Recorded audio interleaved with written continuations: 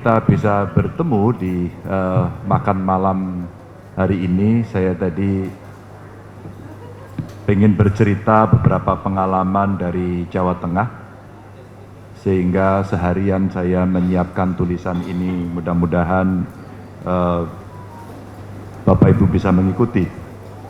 Saya sangat senang karena Kongres Ulama Perempuan yang kedua ini bisa kembali terselenggara dan Jawa Tengah menjadi tuan rumah. Dan tentu dalam kongres selama 3 hari ini kita berharap bisa melahirkan roadmap agar kita bisa semakin memperkuat peran intelektual muslim perempuan Indonesia dan dunia khususnya dalam ulama perempuan dunia yang hari ini bertemu. Dan tentu saja sebagai kewajiban seorang untuk menuntut ilmu, Bapak Ibu, mengamalkan ilmu juga menjadi kewajiban siapapun di antara kita agar memperoleh kebermanfaatan. Dan saya merasa kongres ini menjadi ladang amal besar bagi seluruh ulama perempuan yang pasti punya program yang cukup progresif, di mana tadi disampaikan ke saya dari laporan-laporan yang ada dan PR-PR besar. Dan kami sedang mengikuti apa yang terjadi di Jazirah Arab dan bagaimana yang terjadi juga di Indonesia, dan menurut saya itu menarik untuk kita diskusikan. Bapak Ibu hadirin yang sangat saya hormati, saya tidak tahu kenapa setiap saya mengikuti acara apapun yang diinisiasi oleh ibu-ibu, khususnya ibu-ibu ini, saya selalu menangkap ada sudut pandang yang disodorkan selalu saja problem solving. Selalu saja. Pasti ada yang ingin diselesaikan. Dan itulah makanya dari 22 dinas yang ada di Pemprov Jateng, ini baru diisi 8 perempuan pemimpinnya. Ya, jadi dari 22 ada 8. Tadi saya ceritakan di forum terbatas, kenapa saya memilih perempuan. Setiap kali terjadi satu kontestasi antara laki-laki dan perempuan. 9 tahun saya menjadi gubernur, relatif, mohon maaf Bapak-Bapak, relatif perempuan jauh lebih bisa dipercaya. Maaf ya, maaf Bapak-Bapak. Yang kedua, integritasnya sangat tinggi. Sangat tinggi. Yang ketiga, anti korupsi. Bapak Ibu boleh lihat dari statistik yang ada. Mudah-mudahan saya tidak keliru. Dan tentu kita masih ingat bagaimana saat proklamasi kemerdekaan Republik Indonesia ini disiapkan. Ketika tokoh-tokoh laki-laki sibuk menyiapkan keamanan, menyiapkan rancangan, sampai menyiapkan naskah proklamasi, apakah ada di antara mereka yang memikirkan simbolisasi sebuah negara? Saya mau bercerita saja. Adakah yang memikirkan keberadaan bendera? Semua dalam keseriusan. Padahal bendera selain menjadi simbol yang penting untuk sebuah negara, juga menjadi pemantik kepercayaan diri seluruh masyarakat bahwa mereka benar-benar merdeka. Apakah tokoh-tokoh laki-laki ini memikirkan dan menyiapkan itu? Mohon maaf, tidak Bapak Ibu.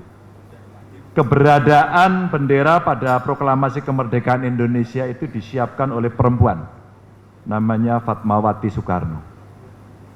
Dia menjahit sendiri bendera itu dan kemudian dikibarkan dan kelak menjadi bendera pusaka yang hari ini selalu kita sandingkan dengan bendera merah putih. Mungkin ada yang mengatakan peran Ibu Fatmawati itu kecil dan menjadi sekedar pelengkap. Mungkin ada yang berpikir seperti itu. Tapi jika kita mau jujur dan memahami lebih jauh lagi, dari satu langkah kecil saja bisa melahirkan efek yang begitu dahsyat. Apalagi jika misalnya diberi peran yang lebih. Selalu melihat detail-detail yang jarang ditangkap oleh publik. Bapak Ibu hadirin sekalian, bayangan peran Ibu Fatmawati itu terlintas ketika saya menerima undangan Kongres Ulama Perempuan Indonesia ini. Lalu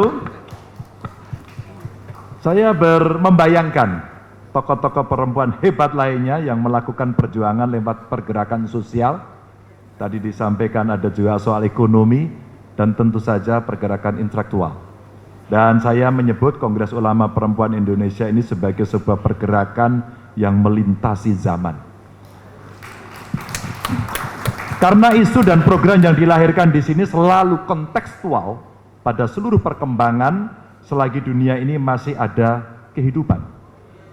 Dan perbedaannya dengan pergerakan kaum lelaki, Kongres ini selain mengatasi segala persoalan kehidupan melalui perspektif keilmuan, pasti juga dilengkapi dengan perspektif perasaan. Ini perempuan. Perasaan ya, bukan baper. Dan saya membayangkan kongres ini nantinya semakin intensif dan dalam mengawal isu atau kebijakan yang keluar, perempuan selalu terlibat. Jika hal tersebut realisasi, saya yakin apapun isu dan kebijakan yang mengemuka di kehidupan kita pasti lebih beradab dan menjunjung tinggi peri kemanusiaan. Inilah kemudian yang melahirkan banyak hal, kegiatan-kegiatan Desa Damai. Kami mengajak 3 kelompok yang selalu perlu mendapatkan affirmative action untuk 3 kelompok, 3 groups ini. Yang pertama adalah kelompok perempuan, yang kedua adalah kelompok anak-anak, dan yang ketiga adalah penyandang disabilitas. Kenapa ini saya libatkan? Setiap kali merencanakan pembangunan, kami ingin mendengarkan terlebih dahulu dari 3 kelompok ini, agar seluruh perspektif yang ada itu bisa menurunkan tone atau menyesuaikan dengan kondisi sehingga menjadi egaliter. Ternyata kita butuh waktu yang tidak sebentar, dan kami melakukan itu 9 tahun di sini. Dari tempat ini juga kami juga pernah mendapatkan feedback dari lembaga-lembaga dunia, dan tentu kami akan mengambil contoh yang sederhana di mana saat ini negara kita masih punya PR yang besar akan persoalan stunting umpama. Karena pada titik inilah sumber dasar kualitas regenerasi kelak akan kita hasilkan. Jawa Tengah tadi saya sampaikan punya program 5 eng. We call it 5 eng, but I don't know in English. 5 eng itu jateng, gayeng, nginceng, wong meteng. Ya, mudah-mudahan bisa tertawa. Yang tidak tertawa memang tidak tahu artinya. Dan jateng gayeng inceng wong meteng itu adalah program peduli ibu hamil. Kalau saya ketemu ibu hamil, pasti akan ada pertanyaan paket saya. Berapa bulan? Anak nomor berapa? Sudah periksa belum? Yang mengantarkan periksa siapa? Suaminya, Pak. Suaminya siapa? Kenapa saya tanya suaminya siapa? Agar ada suami siaga, jangan diantar suaminya tetangga, itu maksud saya. Sehingga alhamdulillah pada 3 atau 4 tahun pertama berhasil melampaui target SDGs untuk menurunkan angka kematian ibu melahirkan dan anak. Maaf Bapak Ibu, saya tidak terlalu pintar pada soal ini. Tapi di ruangan ini pernah ada dari UN datang dan mengatakan kepada saya, kenapa angka kematian ibu dan anak cukup tinggi di Jawa Tengah. Lalu saya ceritakan, saya tidak tahu ilmunya. Dan ada 2 kota, kabupaten yang ada di sini yang sangat kontradiktif, di mana angka kematian ibu melahirkan cukup tinggi. 1 Brebes, wajar karena Kabupaten Brebes relatif miskin. Tapi yang kedua, Kota Semarang. What's wrong with Kota Semarang? Maka pada saat itu ternyata para bidan-bidan hebat itu menceritakan kepada saya bahwa problemnya adalah sejak kapan ibu itu dicek kandungannya, kapan dia akan melahirkan, dan bagaimana kita harus berkomunikasi agar kandungan yang bermasalah itu disiapkan untuk bisa diselamatkan. Ternyata itu. Dan itu adalah temuan ibu-ibu. Dan kader-kader kesehatan inilah yang hebat sekali. Dan tentu saja banyak program yang kita mesti bereskan pada problem-problem ibu-ibu hamil ini, mulai dari masa kehamilan sampai 40 hari pasca melahirkan. Inilah konsen kita hari ini, dan saya meminta kepada para bupati wali kota untuk ngecek satu persatu. Dan kita merangkul pemerintah desa dan bidan desa sebagai juru gedornya, knocking on the door gitu. Tiap hari door to door mereka selalu bertanya, apakah kandungannya sudah sehat. Dan kalau kurang gizi, ada potensi kurang gizi, tetangga kiri kanan akan membantu. Inilah yang menginspirasi kami dulu di Jawa Tengah membuat Jogotongo, menjaga tetangga, di mana kultur gotong royong kita itu bisa kita terapkan dalam kehidupan sehari-hari. Bapak Ibu, kita merangkul pemerintah desa dan bidan desa itu sebagai juru gedornya karena mereka lah lini terdepan. Dan karena mereka lah juga yang berhadapan langsung sebenarnya dengan masyarakat. Maka orang pertama yang saya tanya pasti adalah orang-orang ini. Dan betapa bahagianya saya ketika seorang ibu-ibu dengan usia 68, usia 72 tahun, mereka masih sangat aktif dan mereka tahu berapa orang hamil di sini. Dari sekian orang hamil, ibu-ibu yang hamil, ada berapa yang kandungannya bermasalah? Berapa anak-anak yang kurang gizi di sini? Dan mereka menyebut angka dengan akurat. Halo Bapak-bapak, apakah Bapak-bapak juga melakukan ini?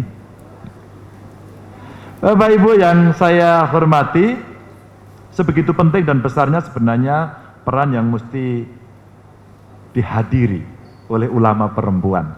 Maka saya sangat berharap jika UPI ini jadi sebuah pergerakan, maka pendataan ulama-ulama perempuan menurut saya menjadi keniscayaan. Karena mereka menjadi agent untuk kemudian berpartner dan kemudian kita dorong kekuatan itu menjadi sebuah kebijakan. Dari data tokoh itu kita bisa belanja persoalan yang ada di daerah masing-masing, karena pasti secara spasial sangat berbeda. Selain pergerakan menerawang masa depan, KUPI harus hadir dalam setiap persoalan kemasyarakatan di masa sekarang. Selain organisasi-organisasi keislaman yang sudah mapan, sebenarnya kita bisa loh gandeng ibu-ibu PKK, ya. Terus kemudian Dasawisma, ada kelompok arisan, sampai kemudian kelompok-kelompok pengajian. Itu kuatnya minta ampun. Dan saya orang yang membuktikan, kalau ketemu ibu-ibu, pasti punya kekuatan kolektif yang dahsyat, setidaknya memaksa selfie. Karena kita di sini sebenarnya dalam rangka ingin menjadikan kebijaksanaan langit itu menjadi kebijaksanaan bumi. Ini yang kita harapkan. Maka mesti semakin banyak orang tahu kelompok yang berdiri di samping kiri kanan kita. Siapa itu? Ulama perempuan. Saya tadi di ruang sana bercerita, mohon maaf ini kepada para kiai, ibu nyai, kami punya program Jokawin Bocah. Jangan menikah dini, jangan menikah anak-anak. Dan itu kita kampanyekan terus-menerus. Karena pernah suatu ketika saya harus menghentikan. Pak Kiai, mohon maaf, anaknya baru 15 tahun. Jangan dinikahkan dulu, ini perempuan. Waduh Pak Ganjar, tidak enak. Ini yang lamar ini anaknya Kiai guru saya. Khos lagi. Alhamdulillah akhirnya bisa ditunda. Tapi 1 tahun saja. Usianya masih 16 dan saya merayu lagi dan tidak berhasil. Maka perlu saya sampaikan kepada para kiai, para nyai, bahwa penting kita untuk mengedukasi itu, karena banyak fakta perkawinan anak, perkawinan dini itu quote unquote korbannya selalu di perempuan, mental, fisik, ya, dan pasti dalam sosial kehidupan sehari-hari mereka akan terganggu. Bapak Ibu, dengan begitu ulama perempuan akan dibutuhkan oleh siapapun, dimanapun, kapanpun. Dan semakin besar peran kita terhadap kehidupan kemasyarakatan, insya Allah semakin besar pula suara kita untuk didengarkan. Dan inilah yang kita bisa masukkan menjadi nilai-nilai kebajikan Islam dalam sanubari mereka semuanya. Dan inilah dakwah yang sebenarnya sesungguh-sungguhnya dakwah. Dakwah yang solutif, dakwah yang bukan cuma memberi perintah, tapi juga ikut bergerak untuk memberikan jalan keluar. Saya betapa bahagianya hari ini, tadi diberikan laporan-laporan bagaimana kelompok perempuan ini semuanya bergerak dan di banyak negara nanti bisa sharing pengalaman-pengalaman yang ada dan perempuan kita akan makin berdaya dan memberikan inspirasi. Meskipun dalam politik perempuan tidak memilih perempuan. Saya membuktikan itu. Maka ketika kampanye-kampanye seperti itu masih ada spam yang nempel apalagi di Indonesia.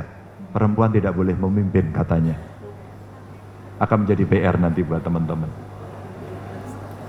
Dari situ sebenarnya saya berpandangan suatu saat Indonesia bahkan dunia mesti melepas isu emansipasi. Harus loh ya.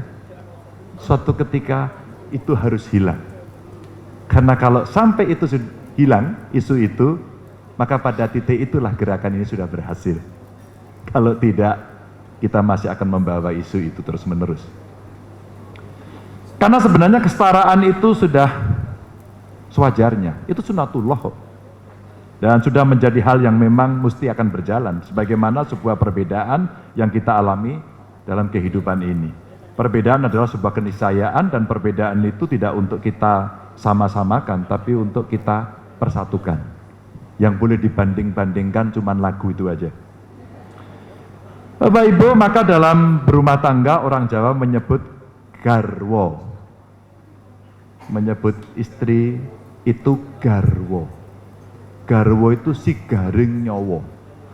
Jadi sebenarnya itu pembelahan dua sisi dari manusia yang memang harus dipersatukan. Itulah dalam filosofi Jawa. Maka dalam berumah tangga peran-peran sosialnya mesti sama. Sehingga saya pernah mengambil mata kuliah khusus terkait dengan ini. Katanya kalau teori gerakan itu seperti orang bertepuk tangan.